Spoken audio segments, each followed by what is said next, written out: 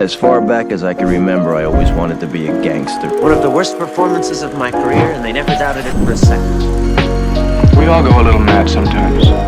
I believe there's a hero in all of us that keeps us honest, gives us strength, makes us noble. You just gotta keep living, man. Livin. Son of a bitch. He stole my life. I love the smell of napalm in the morning. Hollywood should be embarrassed. The entire American film industry should be absolutely crawling under a table embarrassed.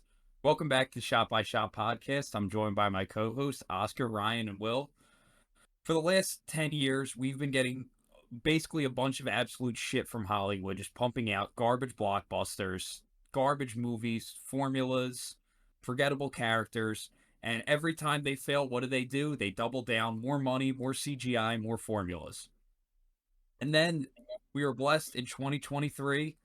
Japan comes along with the one and the only Godzilla Minus One, which we will be talking about today, on a budget of only $15 million, which is just such a small fraction of a number compared to the $200 million budgets Hollywood's pumping out. And what was the result? A much better movie, much better characters, and a better overall cinematic experience, which luckily is crushing it at the box office right now. So let's get right into it. Ryan, why don't you start us off today on Godzilla Minus One? Yeah, this was basically the biggest surprise of the year for me. Like, you do not expect a Godzilla film to be possibly the best film released the whole year. You don't even expect it to be average at best, maybe, but this is a film that, like you said, shows up every single modern blockbuster that we've seen this year, like from the quality of the characters, the themes, the visual and practical effects, like all whilst doing it on a budget of 15 million is insanity in this day and age. Like, Godzilla isn't exactly a new concept. Like, we've been given millions of Godzilla and monster spin-offs over the last, or every decade since 1954, and none of them have really came close to the original, in my opinion, from what I've seen. And within the recent resurgence of the franchise in Hollywood, it's kind of continued to drag the Godzilla name through the mud, like through tons of remakes, sequels that are nothing really more than just popcorn flicks that are made to be forgotten the week after. And however, we've finally been given a film that's not just a VFX showcase, it's not just monkey hits gorilla, it's not just fun, we have a real human story that's at least left me constantly thinking about it since, a film that we can hold up to the standards set by the 1950 original. The humans are the real standout in Godzilla. That's when it's at its best. Japan's a character in its own right as well in the film, and just the whole collective trauma of the country and their protagonist Koichi. Like, we get to see all the trauma that they share together, and it really makes you care for everybody from the get-go. Like, it's a contrast straight to those MonsterVerse movies where the humans are always the main thing that drags the film down. That's what everybody always says coming out of those. They're barely developed. They're just basically bland objects just used to progress the story rather than being used to make us care about the action moments. Like here, in fact, Godzilla Minus One definitely spends more time with the characters, probably more than those American movies, but we actually care about the main characters, and probably care more about them than Godzilla itself, which is a crazy thing to say about a Godzilla film. But yeah, Godzilla doesn't have like tons of time on screen compared to maybe the American movies. But I think that makes it a lot more special when he does show up, and it's a real divide between mindless action and great moments, because when you actually care about the safety of the characters and stuff like that, like every moment with Godzilla is elevated, and you really do care for those characters in these movies. And I think Godzilla is a real threat in this movie, so unlike the American movies where he's more of an anti-hero and for the most part just ends up like fighting for the humans, this gets it so right and takes Godzilla back to what he's supposed to be, a kind of amalgamation of all the trauma and evil that's been put upon Japan during the World War II era, and that's just how you do Godzilla properly. Like, I think the sudden success of this goes to show like how people really do want this type of stuff in their blockbusters. They don't just want the nonsense that Hollywood has been throwing out constantly, and it's one of the best of the year for me, and I hope that it's looked upon as what to do for modern blockbusters going forward. So yeah, I really love this. This was in our top 10 ranking that we done last week, so it shows how much I love it. So a Godzilla film in my top 10 is a crazy thing to say. Well, what did you think? Yeah, if you told me that a Godzilla film will be fighting for Best Picture among the populace, I'd call you crazy because, quite frankly, I've never watched a Godzilla movie that's like sat with me and made me think about it for more than half a second, maybe since the original. But I think Godzilla Minus One gets back to the roots of the original and kind of brings the character back to its origin, which is really nice. And like Alex and Ryan have kind of mentioned, we've seen like Hollywood just pump out garbage and garbage and garbage in regards to these mass CGI productions. And the director of Minus One basically laughed at the idea of having 15 million. So I think the budget was even less than 15 million, and just what he's able to do and put on showcase makes me kind of call into question what's going on in Marvel and Hollywood and what type of money laundering's going on there, because there's some pretty awe-inspiring scenes in here. Like I'd have to say, like Oppenheimer, don't get me wrong, is my visual spectacle of the year, but there's some scenes in here that absolutely rival it. And it's just kind of the embodiment of Godzilla and kind of that nuclear terror. So if you haven't checked it out, I'd definitely go see it. It's a very easy movie to watch. Like a lot of other Godzilla films are kind of you turn your brain off and you just kind of forget about it. This kind of resides in that. Like it's a Godzilla movie, you know what's kind of gonna happen, but it adds to it. Like it's kind of there's a few characters that you can latch onto that I hadn't really been able to latch on in any of the other prior renditions. So I gave it a 3.5 when I first saw it, and then I got the chance to see it again in theaters with my dad, and I saw just how much he enjoyed it, and just kind of sat with it. I bumped it up to a 4 stars. I think this is one of the best visual spectacles of the year, and such an underrated piece of cinematic achievement, just what they're able to do on a limited budget. And this came out of nowhere. Like we talked about it in our 2023 episode, but like nobody was expecting this to do well, and it kind of just shocked everyone in the best way possible. So super excited that everyone's loving it. I maybe didn't love it as much as some people, but super cool film that I'm excited to dive into. Oscar, what were your takes on it? Yeah, man, I kind of similar to your guys, but I think I gave this a 4.5, and I've kind of stuck with that, and it's actually only gone up over time for me. You just think about it every single day, and it sucks that I had to wait a few weeks for this after hearing so much praise from it coming out a few weeks before in America. But yeah, this is just how to do a Godzilla film properly. I just think Hollywood just need to stop making these films, because even from Shin Godzilla a few years ago, which was a crazy adaptation of Godzilla, which I really really loved. It was just so unique, and the way that film approached the idea and the people surrounding the situation. But this is even better in my opinion. I think the war setting just helped the emotion so much. I think the title Minus One is absolute genius, and it's just so captivating. Yeah, like I said in my review on Letterboxd, it's just, if you had told me at the start of the year that a Godzilla film would make me cry, then I would have called you stupid, because it's a crazy, crazy thing to say. Yeah, I think it's really funny, kind of the antithesis of this, that like the new Godzilla vs. Kong trailer releasing at the same time this film was, and just seeing the difference in quality from that trailer to this is absolutely crazy. But yeah, like you guys have said, the $15 million budget is nuts. Like when you actually see this, like, oh, you think beforehand, oh, maybe it's not gonna look that great, but then when you kind of get into it, it's just unreal. And there's so many scenes in this which are by far some of my favorite scenes of the year already. Not already, but yeah, I had an absolute blast with this film, and it just stuck into my top 5 of last year. So yeah, such an incredible film. Yeah, I mean, there's so much I could say about this film. It's a film I really just have not gotten sick of, and I talked in our last episode about how what really defines a great film for me is its rewatchability and how much I want to rewatch it. And this is a film that, like Oscar, I had to wait a bit for it. For me, it was because my car was in the shop, but I didn't want to see it at one of the city theaters. I wanted to go to one of the theaters that was a little further away where I could see it on a really big screen. I unfortunately missed it in IMAX, but I wanted to see it in the biggest possible cinematic experience. So I waited an extra 2 weeks hearing all this hype and just being super excited to see it. And I talked also last episode about how expectations can often lead to disappointment, at least for me. And this was not at all the case for this film. This lived up absolutely to my insanely high expectations. And just from the very beginning, with that first raid of the village on the islands with Godzilla, just blew me away. And right off the bat, you just know it's such a different Godzilla film, and it's really not just a showcase of visual effects and action. It's really much more of a horror movie element to it, and really is striking terror into the characters, which has such a big part in what makes this film work, which I'll talk about a little later. But yeah, I mean, I saw this film every week now since I got to see it the first time, and I've seen it 4 times now, and just it's one I can just watch it every week because I haven't got sick of it.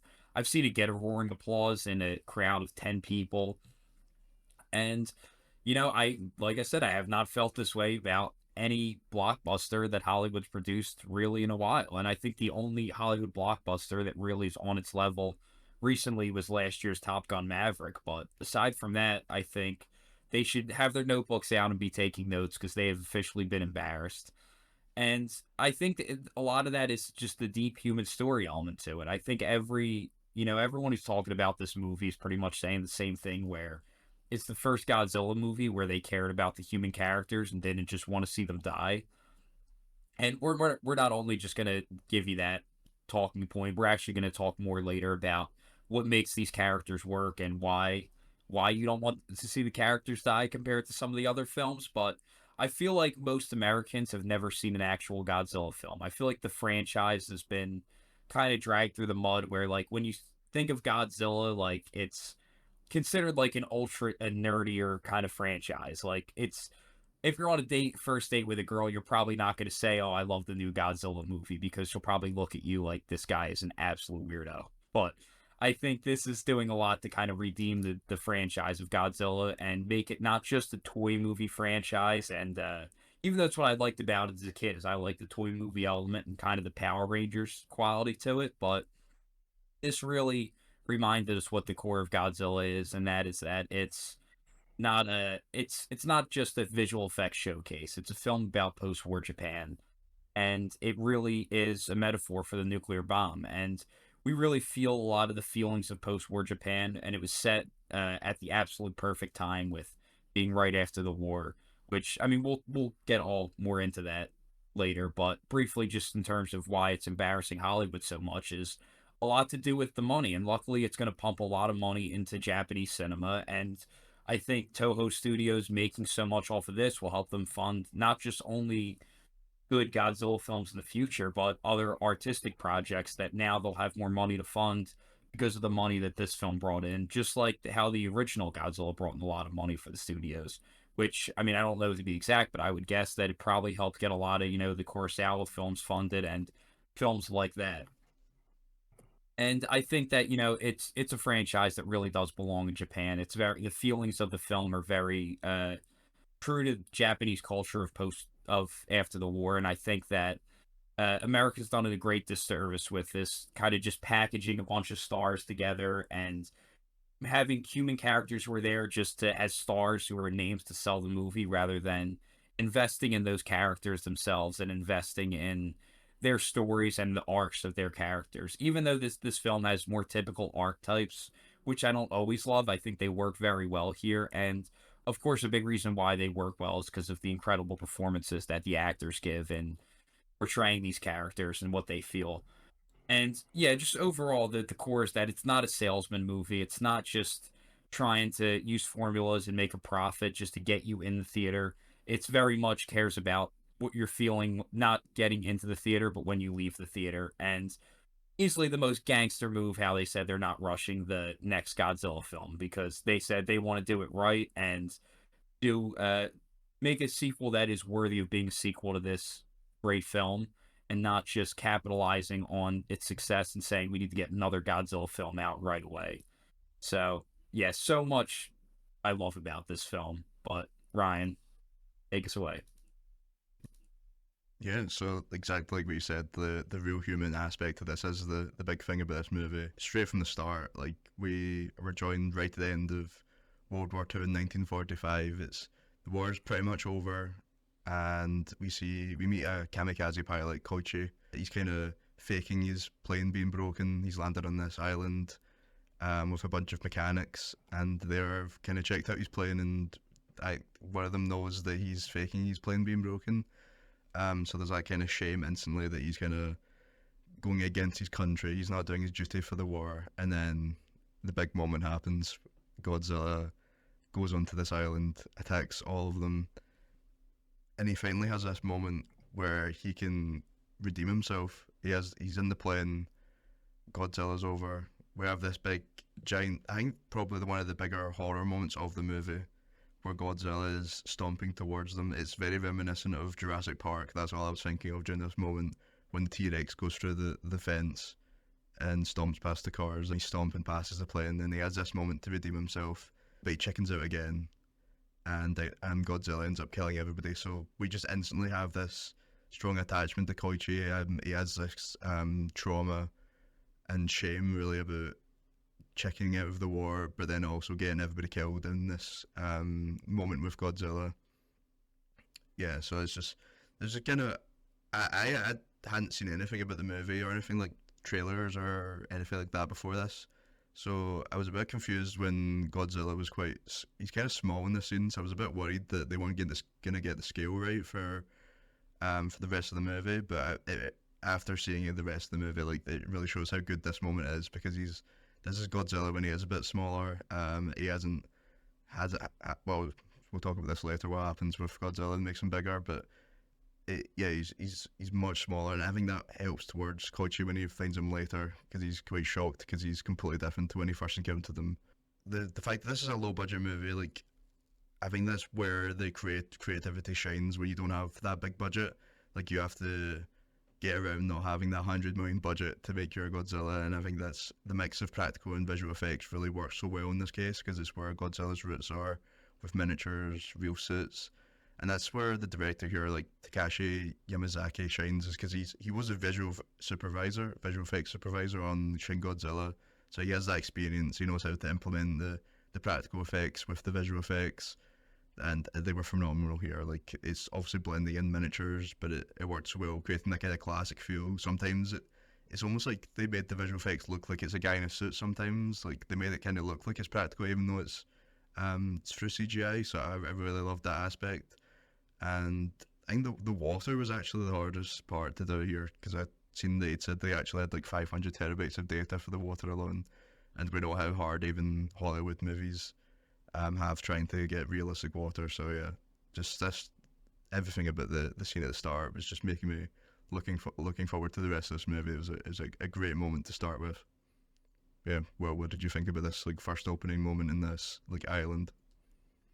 Yeah, I totally agree. I think this might have been my favorite scene of the movie, which might not be the same for most people, but I think it kind of miniaturizes the entire relationship that the Japanese people have with Godzilla. Like this, they're basically beached and stuck in this compound, this bunker, this military mechanic bunker, and they're just stuck there. There's nothing they can do as this beast walks onto Earth and basically terrorizes them. Like Ryan said, it's very reminiscent of Jurassic Park. There's some scenes that are basically pulled right out of Spielberg's Handbook.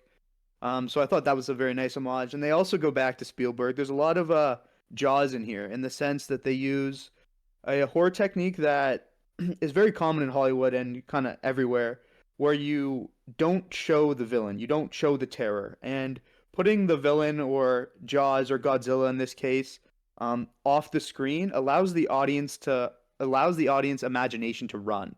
And that is more terrifying inherently than actually seeing the thing on the screen. So there's some really good moments where we don't even see Godzilla, like he's not even there, but just the looming nature that they build does enough to build that like horror and tension. So I thought that scene when he attacks that mechanic base right on the beginning was the best example of that. And it's just so terrifying, and definitely some horror elements along the way there.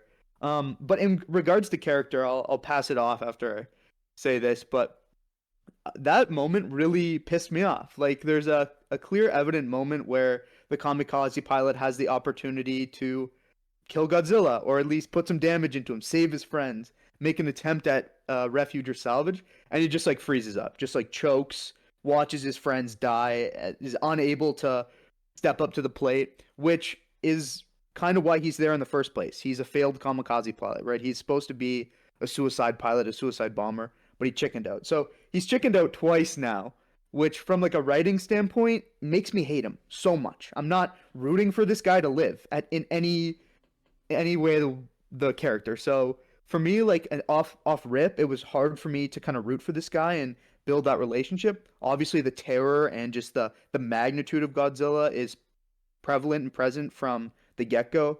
But I just would have liked a little bit more character dynamic, maybe something more in that scene to really get me to latch on to the main character. But yeah, like I said, the scene works really well, and I did enjoy that beginning and how it kind of transitioned throughout the entire film. But I'm curious to see what Oscar has to say about that. Yeah, I really really like the opening scene. Unlike kind of some of the Hollywood Godzilla films, I like how this doesn't take a long time to get going. Like they just really hit us with that opening scene. It caught me off guard a lot when I saw it. But I really really enjoyed it. The use of like what Alex was saying about maybe it wasn't Alex, but the darkness and the like just the hiddenness of Godzilla in that kind of first part I thought was really really clever. And then I thought exactly the same thing. I thought he looked exactly like a T-Rex, and I love the use of like the evolution in the film of Godzilla. Like they used it in Shin Godzilla in a really really weird way, but they used it again in this, and I really really like to see that because you see these different variations of it rather than just one thing, and I think that's really really cool to see. um and not just in the opening, but kind of throughout. I love this kind of nostalgic feel, how he kind of looks like the early ones, like he's a puppet or something. He walks like he does in like the 50s ones, and I thought that was just so cool to see. But yeah, as regards to characters, I actually really really like that opening scene with regards to Koji's character. I thought it worked really really well, and I think it kind of just really reinforces that kind of emotional side of things as we get it towards the end, because I think that's what kind of makes it work so well with that opening and kind of going against the traditions of Kamikaze Pilot, and maybe not what Will wants to hear, because I know he didn't love that part so much. But yeah, I really really like the opening parts for me anyway. So yeah, back to you, Alex. Yeah, I think that the character of Koichi is such a strength to the film. I understand what Will's saying about not rooting for him, because in the beginning we see nothing really but absolute cowardice from him, and we see him. Yeah, he neglects his duty as a soldier twice. With first as the kamikaze pilot, and then with not shooting Godzilla. And I think where we really start to redeem the character is when the child comes into play, and we see him make the decision to not leave this child who's just sitting there all alone. And I think that that is that's really what starts to win us back with this character, is that we know that he does have some heart to him. And I think from there we just see this character go through so much suffering, so much shame, like when he returns and he's shamed for, because I mean, I know I'm the only American here, but we think of, like, at least in America, World War II images, like the men and women kissing in the middle of the street and the celebrations post-war. And I think this is part of what makes cinema so great, is that we can really see experiences all around the world and really feel them emotionally, where the Japanese soldiers didn't come back to that same celebration, obviously, and what it's like to come back from losing a war.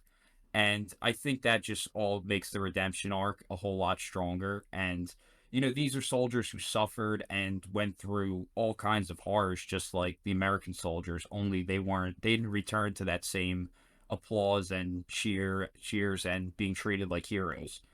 And I think that this is really the core of the movie, is that it's, once again, it's a story about the people and investing in the character arcs of the human characters, and actually wanting to spend time with these human characters rather than just wanting to see Godzilla crush them all. And I think why we care so much about the characters all stems from the core relationship of Koichi and Noriko and the child, and how it's really like creates the surrogate family element where they're all kind of alone in this destroyed. We see the atmosphere of destruction around them in post-war Japan, and just kind of they all are just left with no one. And it just the surviving so much death and the survivor's guilt, which is such a huge part of this film. And we a part of why we want to see Koichi live is because of we don't want to see Noriko and the child be left alone, because we grow to care about those characters as well. And I think the bond between the three of them is the core strength of it. And then obviously we get the team around them comes into play, which I think, you know, the team I didn't really pay too much attention to on the first watch, and every rewatch I began to pay more attention to them and start to like those characters more. But I think the three, it's really the two main characters, and then the child are such a strength to the film. And Koichi's suffering, and kind of after we start to root for him again as he gets a family and starts getting his life back together. We see then he loses Noriko, and it's such like a heartbreaking moment, because it's like now it's like he's almost paying for his cowardice in the earlier scenes, and he's probably thinking that if he had shot Godzilla, it would have maybe never gotten to this point. And I think that, you know, the amount of suffering everyone loves a good redemption arc, and the amount of suffering he goes through is really why the payoffs become so great in the end. And is it a little formulaic? Yes. Is it kind of, you know, archetype characters? Absolutely. But I think the performances of the characters have so much heart to them, and is a big reason why it works so well. And as for Noriko's character, she's not just the kind of side love interest for his own arc. Like, we see her make real decisions, like she pushes him out of the way. They use the slow motion to heighten it. So we really see through these actions how much these characters do care about each other, and the amount that they care about each other helps make us care about them. And we really don't see that in a lot of the American films, which is, I think, a big strength to why the characters in this film work so well, and why Hollywood should be taking notes. But I'll pass it off to Ryan. Yeah, just exactly the same as everything you said. Actually, well, I did care about Koichi from the start, because it was like when they were, it kind of reminded me at the end of Oppenheimer, when they're talking about, well, they've dropped the bomb and everybody kind of knows that Japan are going to surrender, and so it's kind of the smart plan to go. He's not going to kill himself for no reason. I think like they've all kind of, everybody, when he's talking to the mechanic and stuff, they all kind of know that Japan have gave up and that their deaths will mean nothing. So it was the smart place to go. And then shooting Godzilla, obviously, like, he can't know if that's gonna do anything or anything like that. So I still sympathised with him. I didn't think it was like, it didn't annoy me or anything for making those decisions. But yeah, the family is the best part. When Koichi returns, he's plagued by like the guilt of surviving that war and the encounter with Godzilla. He finds his parents are dead, like just everything you were saying, like it makes you care about him so much. And then the kid that him and Akiko basically adopt. No, the kid Akiko, sorry. She's adorable. What a performance by like she's like 4 years old or something. Like it's so good in the scenes where, like, especially the emotional scenes where she was crying, and we're seeing kind of, meanwhile Godzilla's kind of being mutated by the United States nuclear tests. They're kind of sending nukes, and it's making him grow into the usual Godzilla that we're used to seeing in other movies. And this part kind of reminded me of Chernobyl, the limited series, where there's like so much politics going on behind the scenes that they're trying to keep it hidden, and it just makes everything worse. Like we're beginning to see Godzilla now that he's the big normal Godzilla. We're starting to see him like torment ships and stuff in the sea. However, the government refuses to allow any help from any other countries because they don't want like the tensions with the Soviet Union and like the US to begin after the end of the World War II. So they're kind of just left on their own to deal with Godzilla, and even the government kind of hides it for everybody as well to stop it like panic. Like, the public have no idea what's going on. So it just kept making me think about just Chernobyl and how like hiding stuff just makes things worse and worse, and it does end to just a mass death because everybody's in that city when Godzilla does appear. And yeah, in one of the scenes before that, the first Godzilla attack, it's one of the best scenes in the movie as well, where we get like a real grasp of the danger of Godzilla. That's when they're on this wooden boat. Koichi has to take a job of destroying mines in the ocean because they have no money after the war, and eventually him and the crew go out, and they're tasked with the job of stalling Godzilla before he gets to Japan, try and find a plan to stop him. And this is one of the best scenes. It's probably another horror scene as well. It's pretty scary. Like when Godzilla finally goes after the wooden boat, they're just slowly swimming towards him, and they inches away from getting caught. And this is when Godzilla's mouth, they shoot a mine into his mouth and detonate it, and Godzilla just instantly regenerates, and you're just like, there's nothing they can do about this. That's one of my favorite moments in the film. And the large military ship shows up. Godzilla just completely destroys that as well. We get the first glimpse of the heat ray. This is probably the biggest shock for me in the film, like, because in the MonsterVerse movies, the heat ray is cool, but it's a whole other ball game here. Godzilla really builds it up, and then we see later on when he's in the city, the score hits a crescendo. He waves blasts out. It turns into atomic bomb, basically obliterating the whole city. Like, that's probably one of the most shocking scenes of the year. Like, it's the moment in the film where, like, you just can't believe what they've actually done with such a low budget. Like, the VFX is perfect, the production design of the Detroit city is insane, and then just like the emotional moment, like Alex was talking about, where she dies and he gets thrown into the corner, and he's pretty much the only one left alive in that city. It's definitely probably the best moment in the film. But yeah, well, what did you think about the Godzilla attacks? Yeah, I just kind of want to circle back to the characters. And I think what you guys were saying about the three main characters, the kind of surrogate family that Alex kind of mentioned, they're the strength, the heart of the film for me. Like, they're absolutely the best characters, and I was most invested in their story. What kind of like made me care a little bit less is when they incorporate this kind of Jaws scene. Like, it was a cool scene, but this is where they introduce these prototypical characters. They got this mechanic, they got this young buck. Their names are even like Mechanic and Young Buck or something. It is so stereotypical that they're literally just there to serve purposes.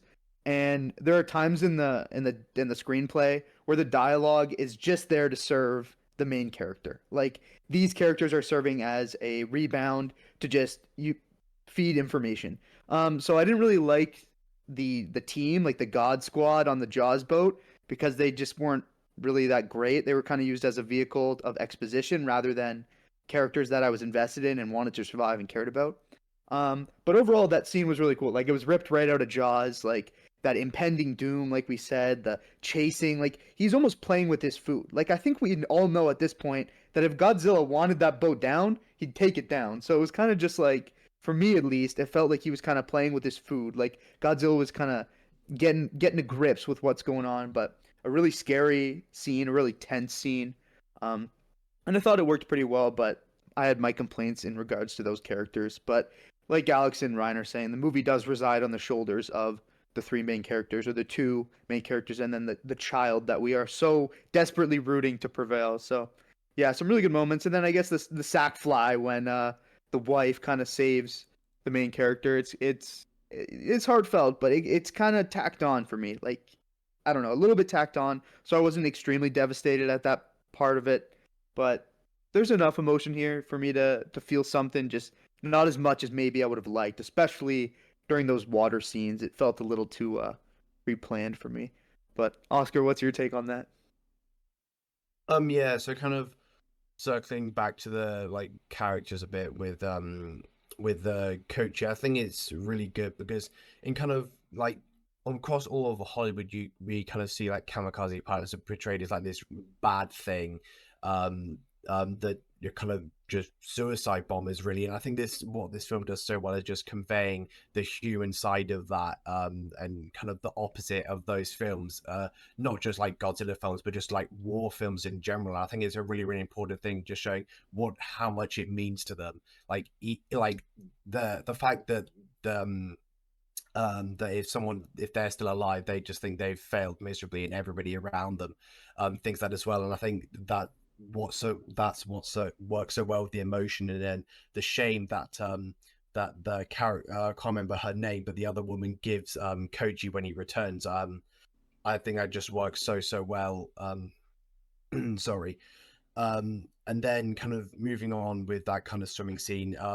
Yeah, like Will said, I actually really enjoyed kind of all the Jaws influence in that scene. The swimming with the eyes, especially, something about the eyes is really, really scary. About that, just they look kind of human. I feel like his eyes look kind of human, which is off-putting. Like, it's unsettling for It's me. really uncanny. It's uncanny. Looks like the original Yeah, it looks Godzilla. like a puppet, kind of. Yeah, that's why I love it so much. And then we kind of first see this sense of destruction, and you're kind of just like, whoa. And then obviously we see it again with probably my favorite scene of the film, the just complete destruction scene of Tokyo, which kind of just completely took me back and just took my breath away, really.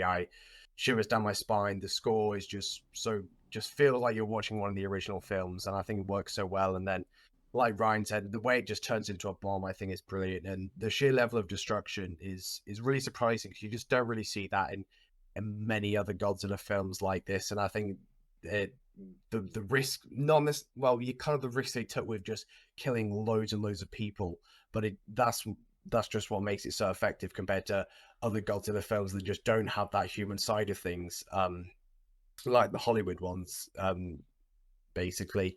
But yeah, I had such a great time with kind of this and the way it portrays war and the human side of things, to be honest. But yeah, Alex, back to you. Sorry, I just want to interject here a little bit. That scene where he Godzilla kind of turns into the nuke and just turns his head and blows up an atomic bomb on a city. That is so shocking, and it gets you so good because there's a nice bit of shaky cam that just kind of throws you around. It's like a newscast. Like, holy shit, I'm experiencing this in first person. Like, that city just blew up under the ray of Godzilla. So I thought that scene in particular, like, totally threw me back in my seat. Totally agree with Oscar. That was such a riveting, like, portion of it. And you really do get, like, the devastation of Godzilla, like, just how impactful and how much destruction he can really cause. But yeah, one of my favorite scenes, that death ray of sorts. Yeah, Alex. And adding to that, like, sense of destruction, the scenes where he's hurt this one in Tokyo and one later on in the last act of the film, the scenes where he's just hurling trains and boats, that kind of shot near the end where he throws that boat and it just tracks across and it just comes out of absolutely nowhere, I just thought was absolutely brilliant. And the same with the train in where I've forgotten the name, where the girl is on the train as well, and that kind of strange train just stops dead in the center of it. And there's that really good shot where she's looking out and Godzilla's on one side and her face is on the other. Reflection of that was a really good shot. Such a good shot. But yeah, like, just the sense of destruction, that's probably like one of my favorite aspects of the film overall, is just we just don't see it that often, and it works so well. Honestly, it's such a nice thing to see. There was that scene as well where the newscast is like on the building, like talking about Godzilla, and he's like right next to them, and he destroys the building. That was a great scene as well, and the destruction.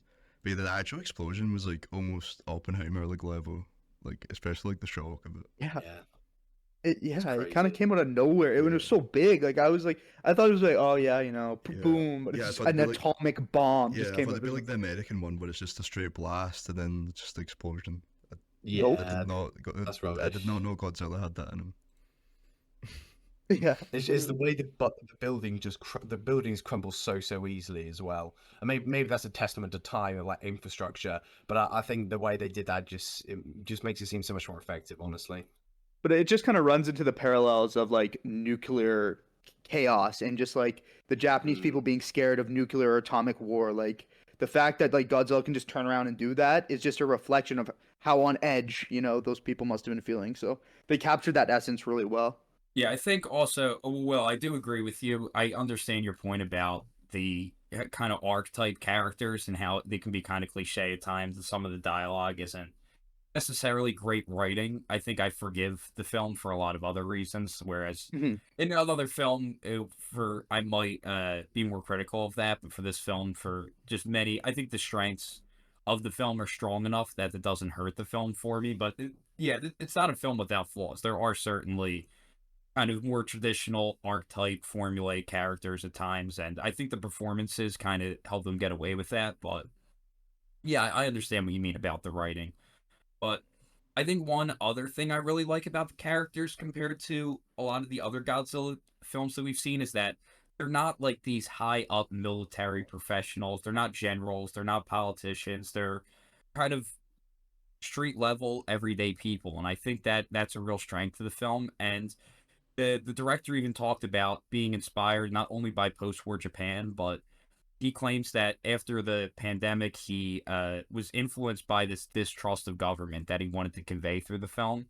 And in the film, you definitely see a theme of not trusting the government. And the military never really comes in to save them here. It's not about great military achievement of defeating Godzilla. It's very much kind of the people of Japan, the regular everyday people uniting together to stop Godzilla because they feel like they can't rely on the government or trust them, which is I certainly myself did like that element of the film.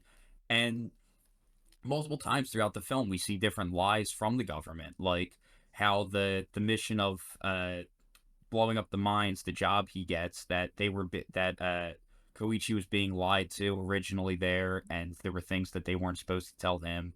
And then the juxtaposition of, we see the kind of military graphic sequence where they're talking about Godzilla, and then we cut to the shipwreck, and there's just this huge scale of this gigantic ship that's been destroyed, and then the two tiny boats, one of which is the characters we follow, and they have no idea what's going on. Like, they're basically sent there as bait so that the government can discover more about Godzilla.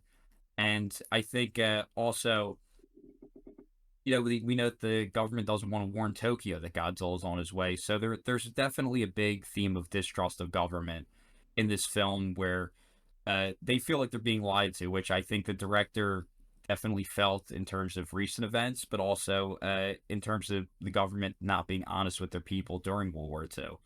So I think that's certainly a very interesting element of it. And of course, this is, at the end of the day, I keep using the word post-war Japan, but that's just such a strength of the film, and it's the correct era where, like I said, it becomes really a horror movie. And, obviously there's never been a gigantic lizard roaming around destroying villages, but I think the feelings of it are very real, where, living after a nuclear bomb is dropped, and, we haven't seen a nuclear, thank God, no nuclear bomb has been dropped since World War II, but 5-10 years after World War II, everyone, I'm sure, is just thinking it's only a matter of time before one of these things is used again. And just the feelings and fear of that are so felt through Godzilla as a metaphor, with, this idea of just living in terror and just feeling tiny and powerless against something that can cause such a grand scale destruction.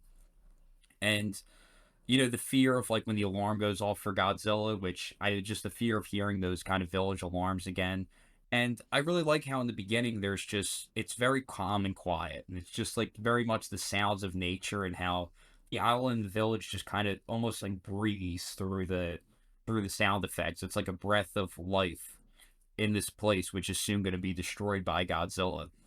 And I also, just how they made the Godzilla's blast not just like his fire breath, like in some of the other ones, but like an actual bomb explosion itself. And then just some of the other elements of post-war Japan, like how, no one's really, they say like that the two of them are in no state to raise a child, but it's like, who really is in a state to raise a child? And having to live after so many have died, and feeling like, why did they get to live?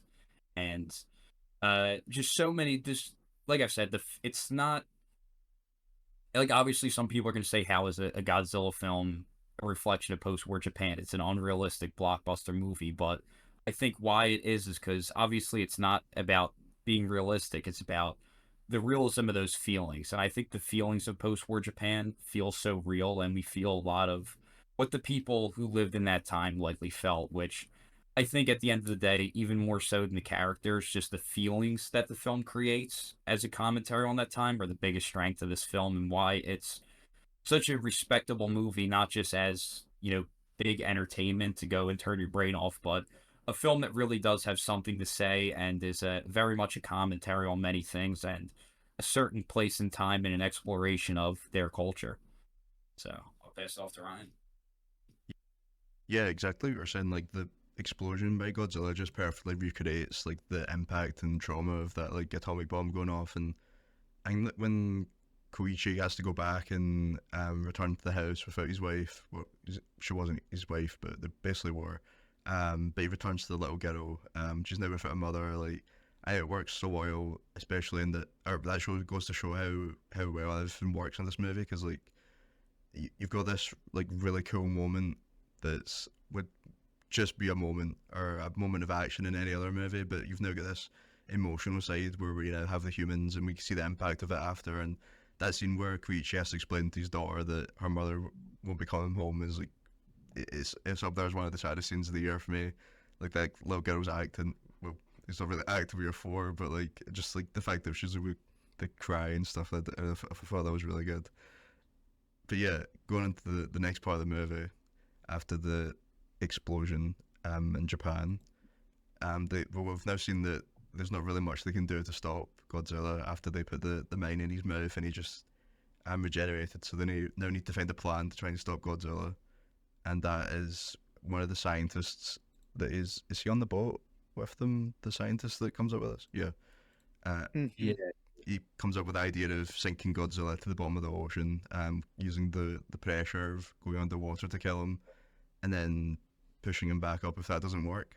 And this was just one of the best scenes in the movie for me. That when the ships are circling, if you got that classic score coming to the forefront, it's used so well. I think this is one of the best scores of the year. It's that classic score. It really is so good. I rewatched it. I watched the original after watching this. It's such a classic score. But yeah, we also have Koichi. He has kind of his own plan of, well, he kind of made to think that he's gonna sacrifice himself. He's gonna kind of come to the end of his trauma. He's gonna finally be the kamikaze pilot, and he's gonna save the country on his own by killing Godzilla, because he kind of has this act of revenge after Godzilla taking his wife. So this whole like glass act there's a real great emotional side to it, and I really loved it. Yeah, well, what did you think about this whole like last act plan to kill Godzilla? I think I'm gonna have to rain on your parade again. I feel like I'm playing devil's advocate. I did really enjoy it. The ending just was not. Ryan gave it the exact same score, and it feels like you're a lot lower than him. I know, I am. I don't know. I feel like I want to balance perspectives. Okay, we've got the good perspective. Alex and Ryan have done a really good job of pointing out what the movie does so well. I'm maybe gonna poke some holes in it. Yeah, the final act just didn't really work for me. The idea is cool, but in practice, it's a complete plot hole, because we see Godzilla standing in the middle of the ocean fighting these ships, and then in the exact same location that he is standing, he sinks about 80,000 feet to the bottom of the ocean. So yeah, I think they got the scale kind of wrong. Yeah, but when they're doing this big sweeping shot, when of course the score, that the Godzilla, like the iconic score, and they're sweeping around, Godzilla is like standing up. It looks like he's standing up, and like he could be treading water or standing on a sand dune or whatever. I'm sure there's whatever explanation, but it just was kind of impractical for me to him to be standing so tall in the middle of the ocean there, and then face kind of. It was a pretty epic scene, but then get dragged to the bottom of the ocean and then reside there. But then the plane doesn't really work, so he's got to come back up. Kind of redactive, kind of went on for too long. Here's my counterpoint. I don't know. I just wasn't really. It's cool I as just fuck. wasn't really in love with it. It is. Yeah, if you buy into it, it was cool as fuck. Like, that's at the end of the day, that's what it is. Like, I hate to call this like an epic popcorn flick, because what Alex is saying is so true. Like, there's a lot of thematic nuance here. Like, they're talking about a lot of different things, but in the sense that it's got plot holes and the characters are stereotypical and the writing is predictable, it's absolutely a popcorn flick. Like, it's gonna happen. You turn your brain off a little bit. So yeah, it was kind of like, all right, I guess. And I'm gonna say it, I wanted him to die. I wanted the kamikaze pilot to die. I thought it would have been better for his arc if it came full circle and he just sacrificed himself and took down Godzilla himself. But yeah, I understand like why that can't work, or why it didn't work, or why it works better this way, or supposedly works better this way. But just it wasn't quite for me. And the third act was definitely my least favorite act. I get what you mean. I gotta cut in here because I actually, go ahead. real quick, I just want to say that my interpretation when I first watched it, and I know this technically is maybe not the objective what we see of the film, the view of what we see of the film, but my interpretation was that he died. Like, I just feel like the end scene is just so, like, with the bright white light and the choir, like, I felt like that was very much like an afterlife scene, and maybe that's just me interpreting it one way, but I think that it's interesting to see what they do with the sequel, because I think they could easily make a sequel with new characters. I don't know if they're going to do the new characters or bring back these characters who many of us have grown to love, but I think it would take away from it if they bring back these characters, because I feel like it's such a complete arc. And my interpretation of it was that he did actually sacrifice himself, and this is like his way of living, is living with her in the afterlife, which is that's the way I saw it. Is I saw it as very much like an afterlife scene with choir and the bright white light, but Yeah, that's now that you mentioned that, like I can definitely see how you perceive it as such. That's just not how it came across to me. But I'd love to hear your thoughts in the comments below. Or Ryan, Oscar, any thoughts on that? I did like that he didn't actually kill himself because it was again kind of going against Japanese tradition. Because it is stupid. Like, don't kill yourself. Like, flag the plane in. So it's kind of going against those like traditions that don't really make sense. Like, still not killing himself. But yeah, I think I do get what you mean with the whole plan, because the fact that they even had a plan B kind of instantly tells you that plan A isn't going to go and work, and Not gonna work. Yeah. yeah. So I kind of see how you wouldn't enjoy it at that point. But yeah, it's so cool. Not that I didn't enjoy it. Like there's a lot that I did enjoy about this film. There are just a couple things that really hold it back from being the film of the year that it's kind of advertised as for me. So I just, wanted to bring that to light. But also, I wanted. Sorry, I just one more thing about kind of his arc. I like talking about it now. Like, it kind of makes sense why he doesn't die, because like he's kind of this embodiment of survival, right? Like, this character has just like made it through everything. He's watched people get decimated around him, so like he is kind of the thematic embodiment of staying alive and keeping going. So I'm coming around a little bit on it, but still the third act maybe not. Yeah, it kind of reminds me of like Harakiri a bit, like that one character who's like going against Japanese traditions and what they stand for, which I think is what makes it so well, and I think which I like how he stays alive, because like leading up to that, I just started tearing up like whenever you think that he's going to commit suicide going into Godzilla's mouth, and then kind of the bit after where he sees Noriko is actually alive. And I think as well, I didn't before, when the scene in Tokyo, I didn't expect them to like kill off Noriko, which I think is what makes the emotion work so well, because it's such a shocking scene. So that to happen kind of midway through a film, just to completely kill off one of your main characters and then to see her alive at the end, I think that works really, really well for me. But yeah, I just like the overarching theme of like going against traditions in that sense. I think is just such a strong point, and yeah, such a callback to some old Japanese cinema, like I said. That's a good perspective, Oscar. Thanks for that. Yeah. I did not like that she survived at the end when I first watched it. But I was talking to someone in the Discord, and they were saying that it kind of had that side that it was kind of saying that she had radiation poisoning, so it was kind of going into like how even the people that survived like the atomic bomb, like they were gonna Really die die. eventually. Yeah, But I didn't clock onto that when I watched it. I didn't realize that she was supposed to have like Yeah, radiation same. poisoning. So I don't know if that. I'm kind of like in Alex's outlook here. I think if Noriko just dies in that haze, she's in heaven, and then when our main character dies, he just meets her in heaven. They're both dead when they meet again. Interesting. I think I like that ending more. Outlook on ending of films, because like I've seen like several films where you think like the character's alive, and like to most people the character's alive, but it's just that white lighting and things like that it just makes you think that they're actually dead. I've seen like a few films recently that really, really remind me of that, and I think it works really, really well. Also, kind of like white nuclear light as well, I think is what it, especially for this kind of thing, is what it is kind of referring to, honestly. But yeah, I really, really, really like the ending. I think it's really, really effective. Yeah, I want to talk briefly about the filmmaking too, because I think that there's a lot of really brilliant things that this film does, and I think it's unlike a lot of the Hollywood films that we keep shitting on. This is very much a story told with pictures, and one thing I love about the ending is their commitment to like just pure cinema at the end, and just making it very all picture and music for an extended period of time as the film starts coming to a close. Like, really, from the moment after Godzilla, they kill Godzilla, it's pretty much all just music and picture, with the exception of a couple lines here and there. And I think that just made it so much more emotionally powerful, at least for me.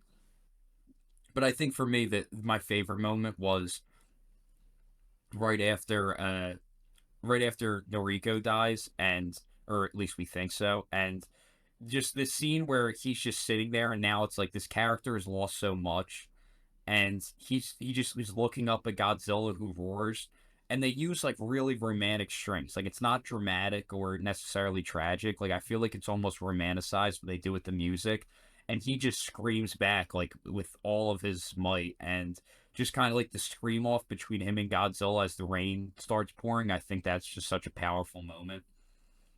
Shakespearean. What's up? Shakespearean, very Shakespearean. Very I thought it was Shakespeare. very tragic, that moment. I like that. Yeah, I think that was such a powerful moment, and I also love like kind of the artistic way they have Godzilla grow from the nuclear bomb testing, with just kind of like the semi dissolves, and as we're seeing the bombs and we're seeing like him grow and he's kind of obstructed. I think it's like just such an artistic way of commenting on how like the bomb is what created Godzilla and how Godzilla is very much a product of the bomb. I think that was a very good visual way of expressing him as a metaphor for the bomb. I talked about how I love what they do with the sounds and kind of just the sounds of nature.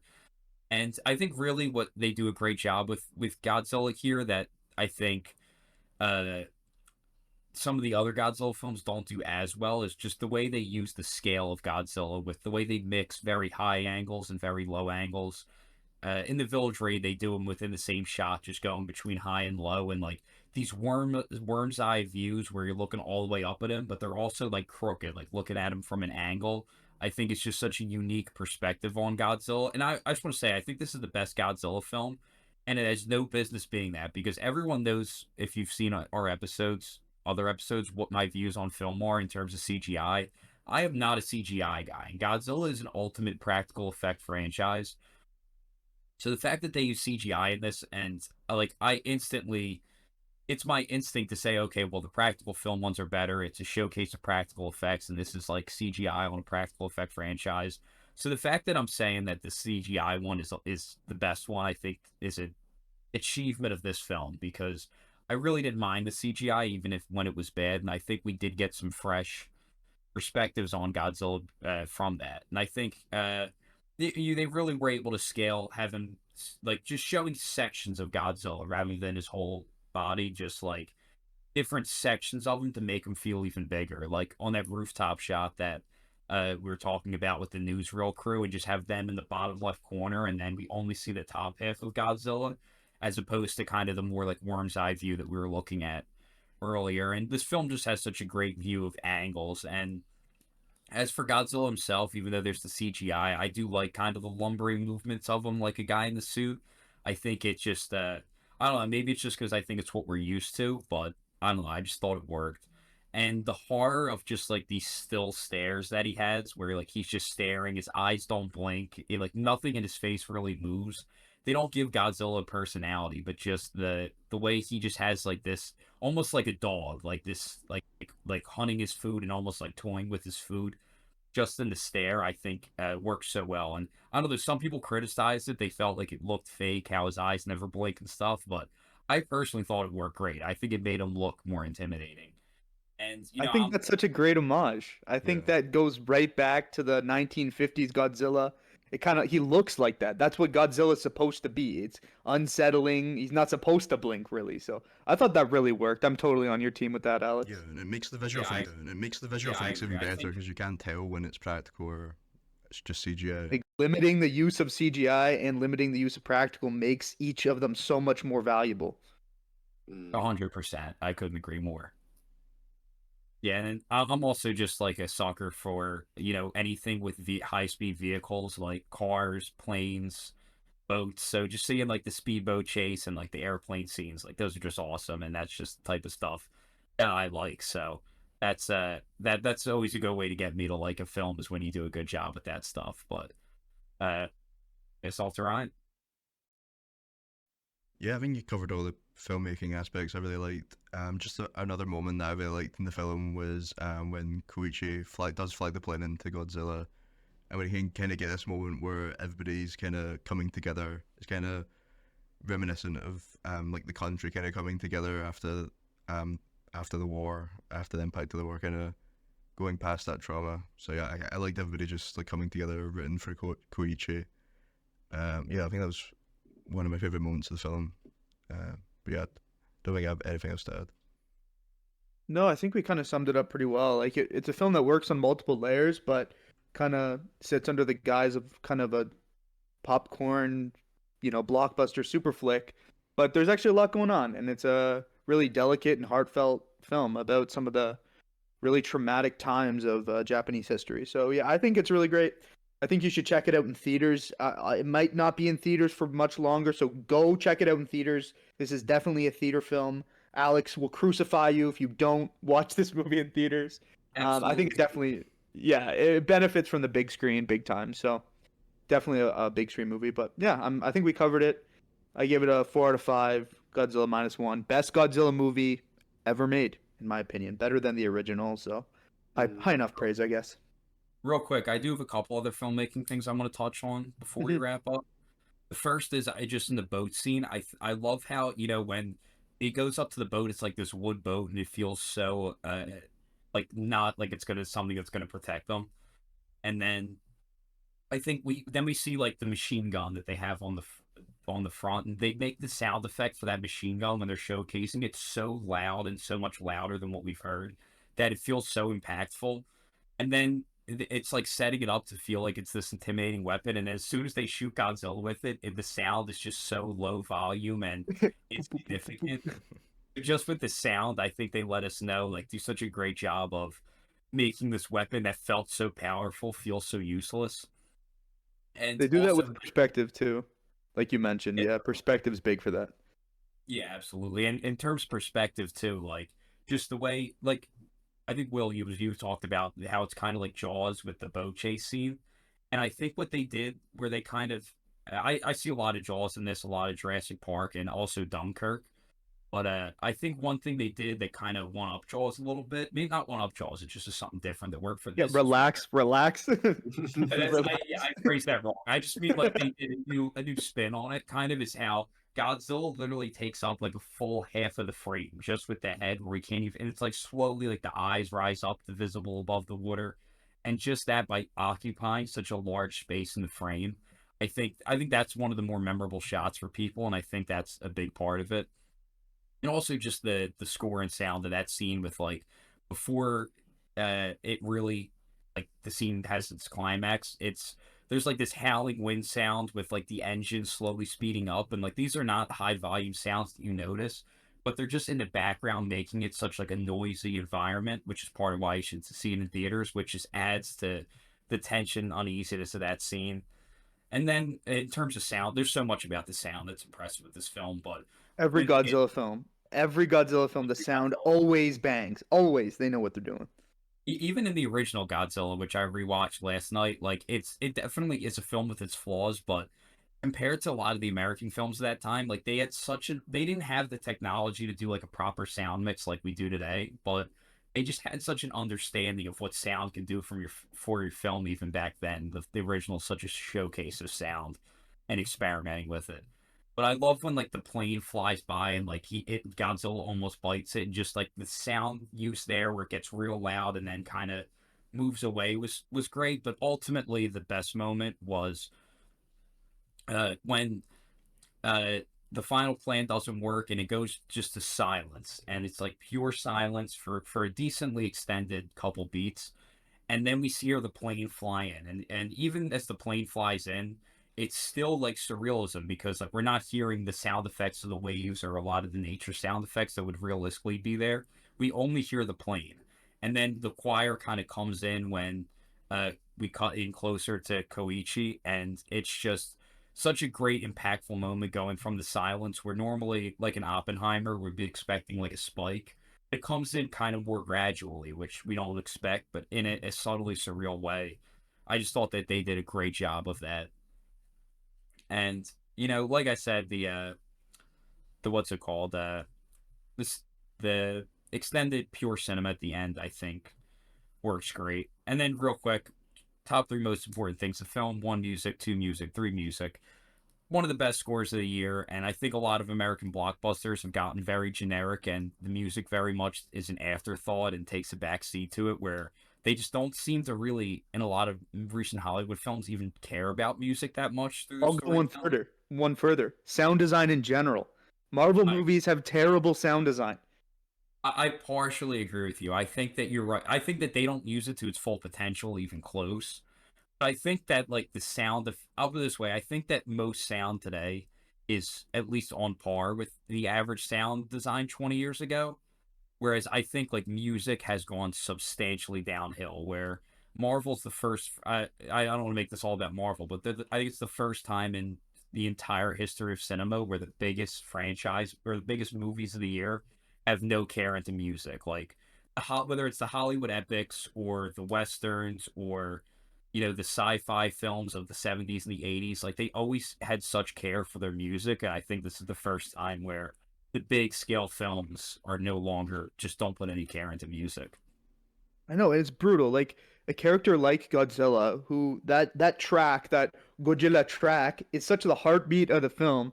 So if you're gonna make like a 2014 Godzilla movie and pay no attention to how you create aura and aroma, atmosphere, like sound is so vital in doing that. And I think a lot of like big blockbusters get it wrong. They just like crunch the mix with a bunch of bullshit sounds. There's no subtlety or balance between non-diegetic and diegetic sound. It's just kind of a shitty mix of everything. But like Alex is saying, Godzilla Minus One, beautiful sound mix, great attention to detail. You slip in a one thing out to the other, like it's just so seamless how you exist in this soundscape. So really impressive sound design, and yeah, the score should probably get an Oscar nomination, but probably won't. But yeah, totally agree with.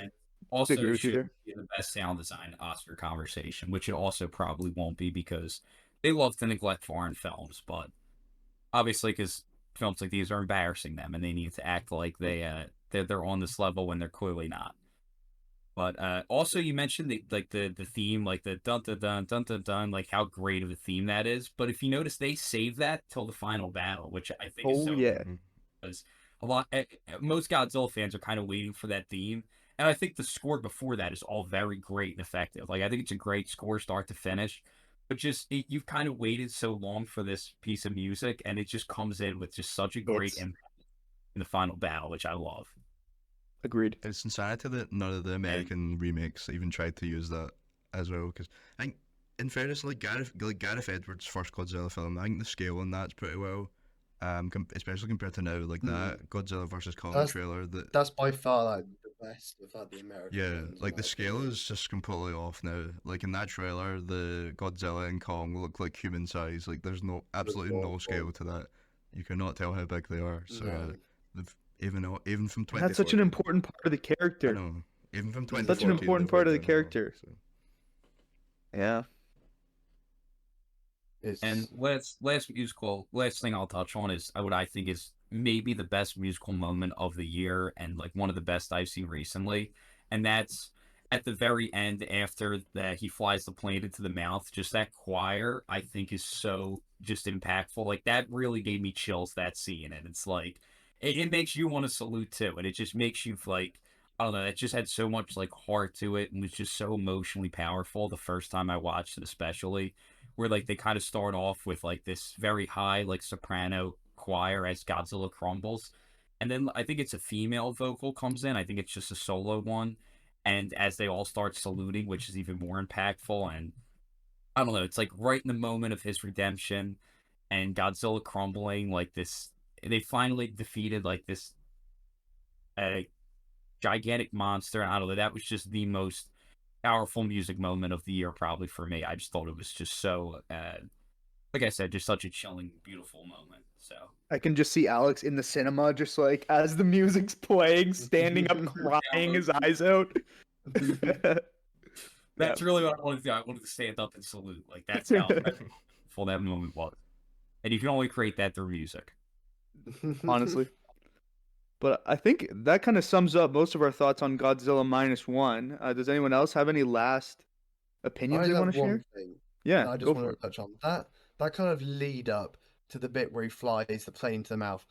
Like when you think Godzilla's about to do another atomic breath, like that works. The reason that scene, I was sweating so much, but it just works so well because of the nature of the destruction that we see halfway Yeah. through in the film. They The introduce it. level, Yeah.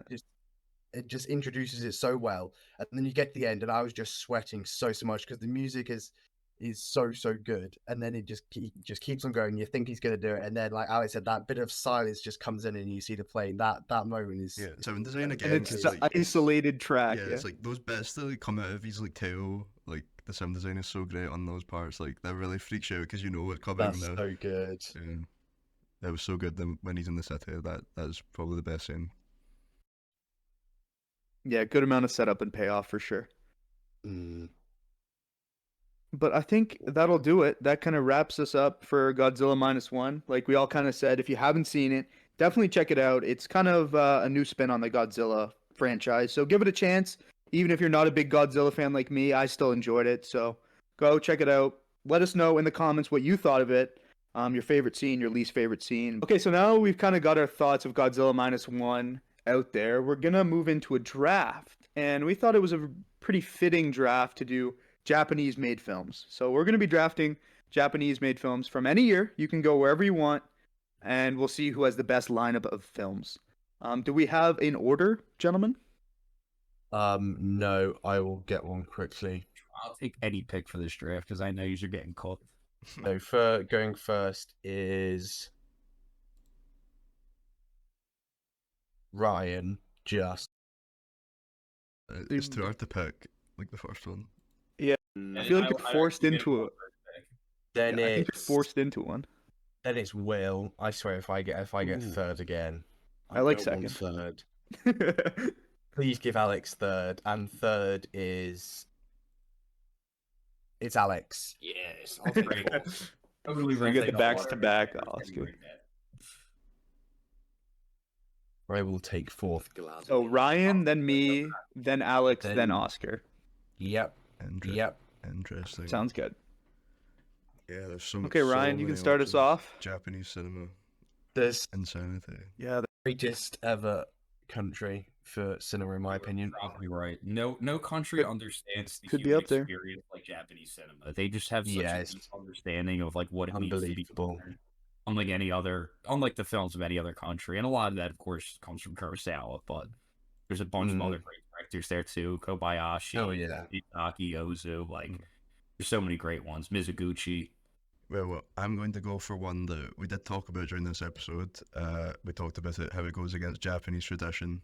One of his many masterpieces from Misaki Kobayashi. I will pick the number one film on Letterboxd, Harakiri. Damn it. I was expecting that. Yeah, that's kind of the one you're kind of forced into. But I feel like I would have taken it first. I would have taken it. I would have taken it third. It's like it's up there as my favorite. I didn't just pick it because it's number It's one. my number one. I respect it. It's a phenomenal. I respect it. But that leaves me a really exceptional film that I can just scoop up here at the number 2 spot, and that is going to be Akira Kurosawa's Seven Samurai. Yeah, I knew you were taking that. Ooh. There's a better Kurosawa you could have taken. I haven't actually seen a lot of There's Kurosawa, to be three fair. better Kurosawa. So Nah, there's only one better. that's actually Kurosawa. 3 better than Seven Samurai. There's only That's actually a one. crazy There's only take. one. What's Alex going for? I know the one that you want to take, and I do want to take it, but I'm between two. My second favorite Japanese film will probably surprise you.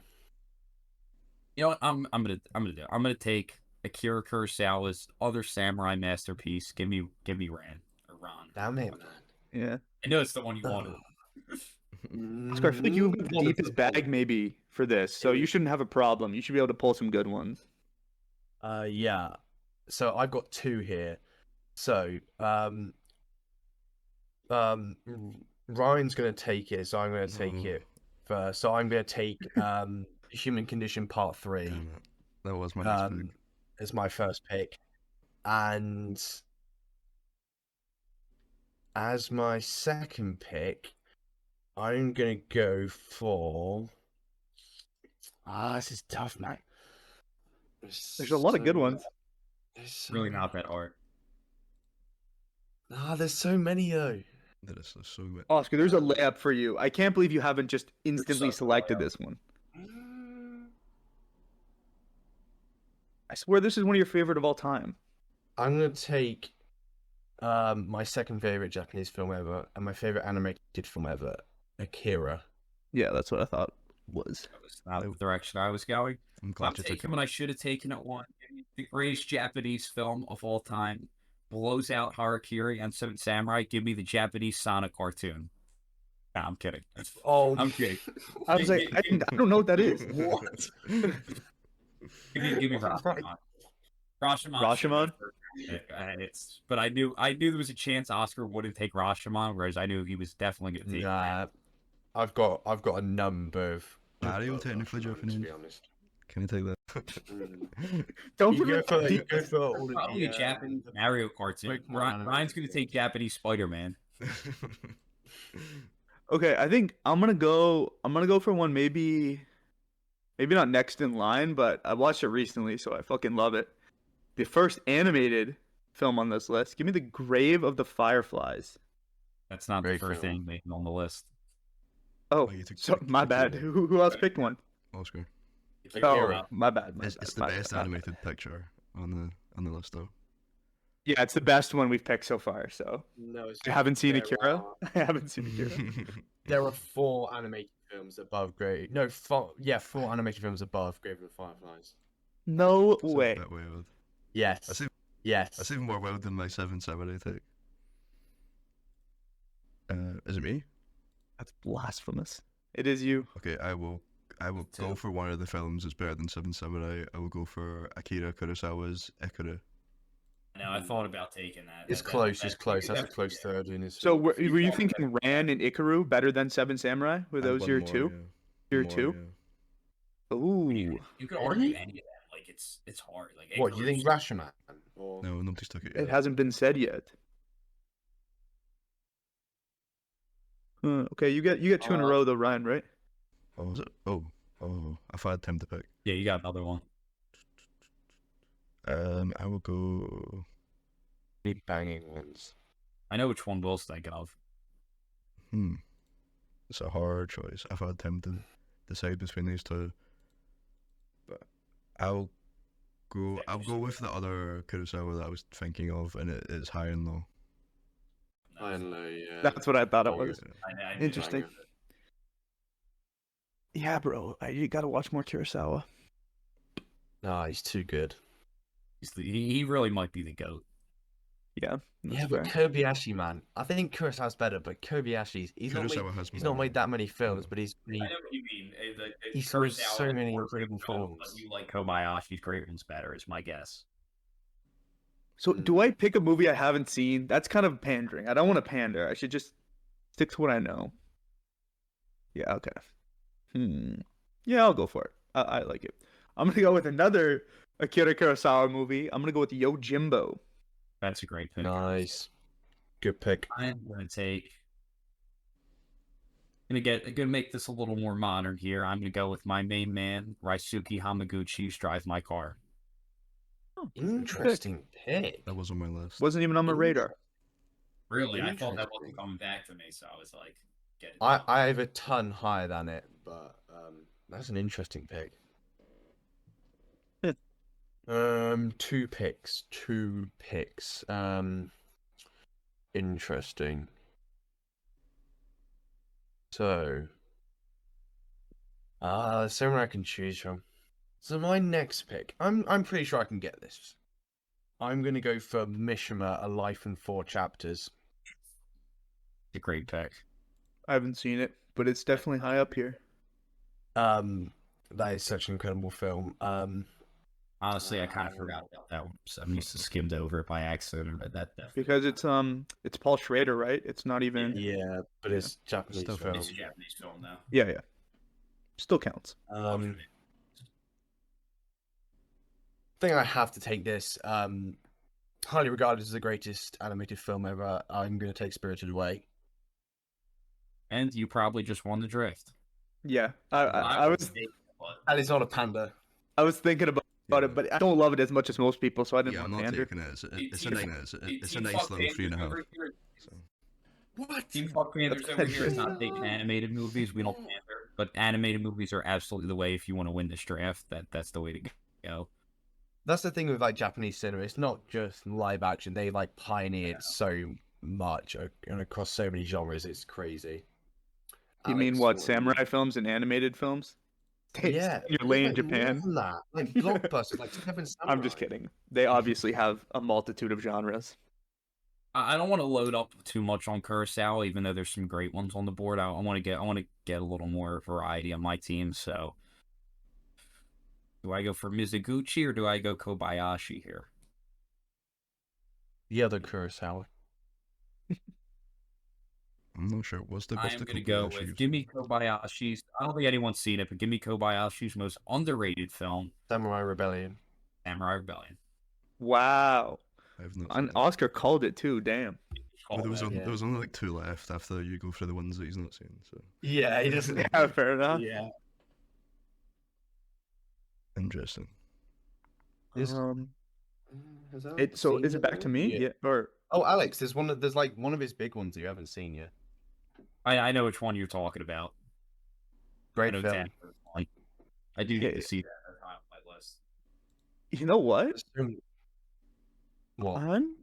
I'm gonna take a film that we just spent an hour talking about. Godzilla Minus One. I was gonna try and get I that think last it's bit. that good. There's just so many. There's so many I can choose from that I want to take. Ryan.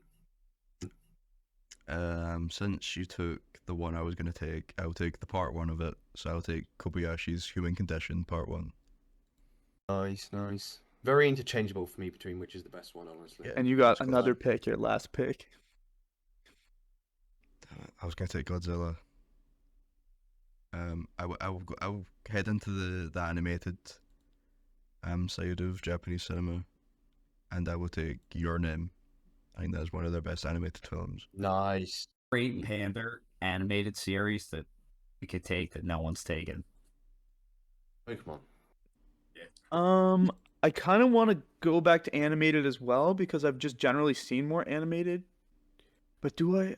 I've heard such great things, but okay, I can't take a movie I haven't seen. I'm gonna go for There's one easy animated pick here. I'm gonna go for Perfect Blue. There you Satoshi go. Kon. Incredible film. Can we go like at 6 rounds? Like there's so many that are gonna go. Please, we go another round. There's so many I want to pick. Like there's so many I want to pick here. Like I don't want these movies to go undrafted. Okay, mean, we'll have 6. We'll do 6 Round rounds. 6? We'll come back around. Run it. Let's do it. All right. Well, I'm taking Akira Kurosawa's masterpiece, which actually might be my favorite Kurosawa film, and that is Dreams. Dreams. Oh, I was thinking about it. I think it's one of his weakest. Yeah, to be it's my honest. least favorite Kurosawa. He carries that film. And it's maybe I the best. love that cameo movie so ever much. My next I think pick is it's the far best. superior in terms of how it looks. All right, Oscar. Not where you unless I going? take it first. Oh no. on the board that we could argue is better looking with. Okay, my last 2 picks. First off, I have to get a horror in here. One of the greatest horror films ever. Ryan has my next 2 films both at a 3-star actually, which is disgraceful. First one is Kiyoshi Kurosawa's Cure, has to be included. One of Felt my that. absolute favorites. And the next one is one of the most unknown influential films ever. One of my favorite coming of age films, and that is Battle Royale. The Battle Royale Such a score is great probably film. wrong in fairness. I've not seen it in a long time. That was like a pre-letterbox score. But Cure is a Fair 3 enough, star. fair enough. I'm not changing that. To rewatch that, I you need to will. rewatch that. Oscar, don't you have it at a 5?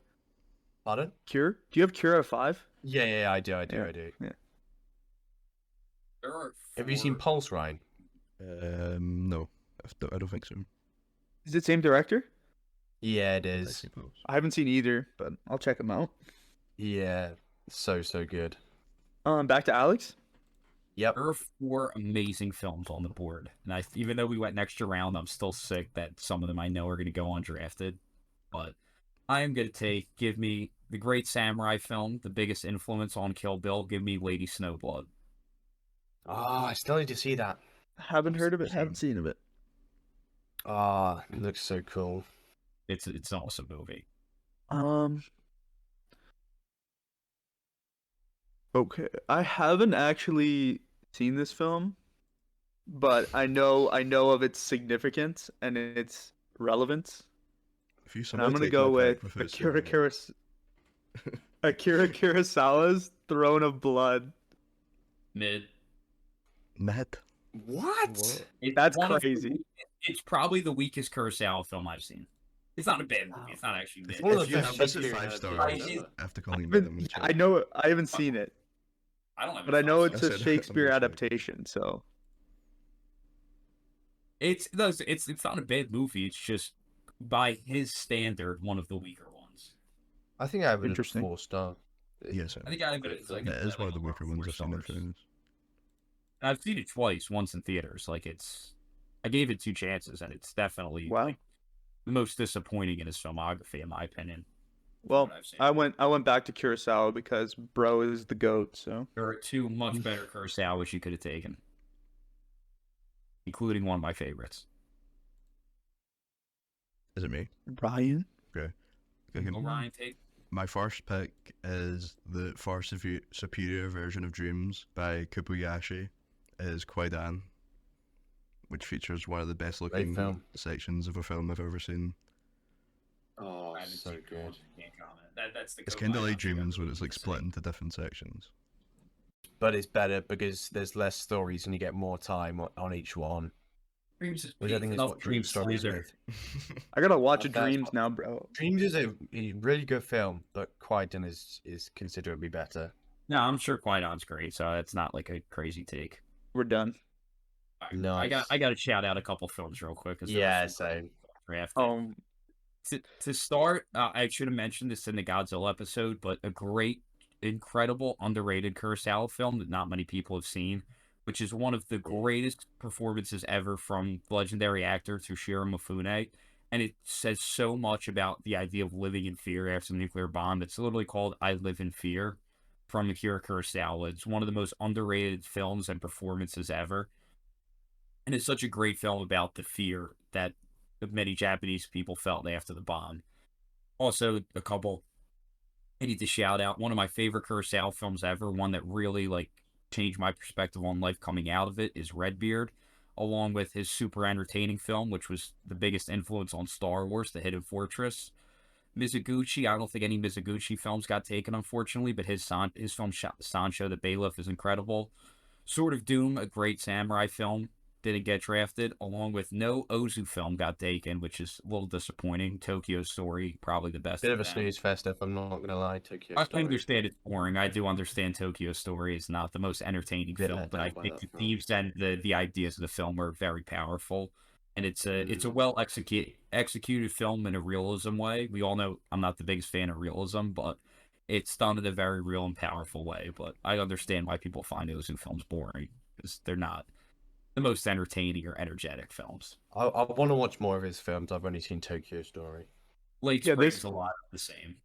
with This makes me different- want to watch more Japanese films, honestly, because you guys just like rattled off a ton of films that I have not seen, not even heard of. So so I good. think that just goes to show you how deep Japanese cinema really is. Also, Yeah. And none of us took a Pokemon film, which is obviously a huge franchise. Yeah. Yeah, that's true.